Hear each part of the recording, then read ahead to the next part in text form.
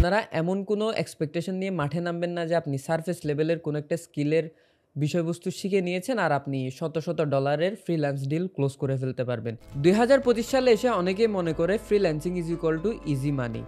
আসলে ব্যাপারটা কতটুকু সত্য, এই বিষয়টা নিয়ে ফার্দার কথা বলার আগে আমি নিজের পরিচয়টা একটু দিয়ে নিই। আমি আরফাতুর রহিম রিগান লাস্ট 2 থেকে আড়াই বছর ধরে ন্যাশনাল এবং ইন্টারন্যাশনাল ক্লায়েন্টদের সাথে অ্যাজ এ ভিডিও এডিটর হিসেবে কাজ করছি।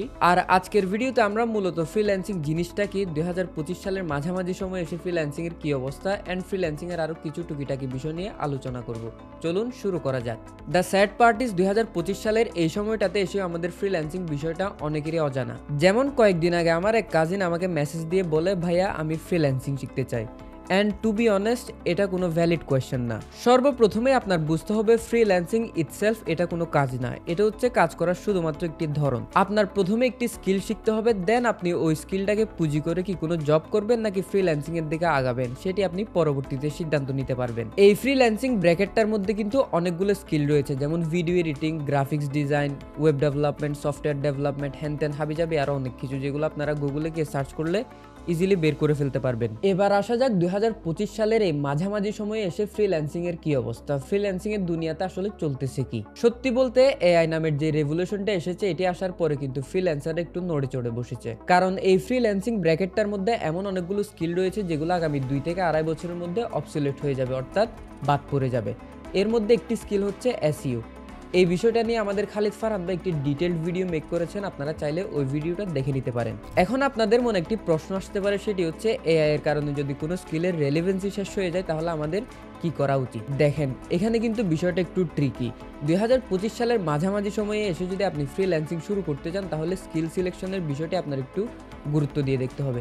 একটু না, এই বিষয়টা আপনার অনেকটাই গুরুত্ব দিয়ে ঘাটাঘাটি করে বের করতে হবে যে কি আপনি কোন বিষয়টা নিয়ে ফ্রিল্যান্সিং শুরু করতে চাচ্ছেন বা আপনি কোন বিষয়টার উপরে হাত বসাতে চাচ্ছেন। আর আপনি কারেন্ট সিচুয়েশনে এসে এমন কোনো স্কিল বাছাই করে নেবেন না যেটি আগামী 5 থেকে 7 বছরের মধ্যে মার্কেট থেকে ডিসঅ্যাপিয়ার হয়ে যাওয়ার চান্স আছে।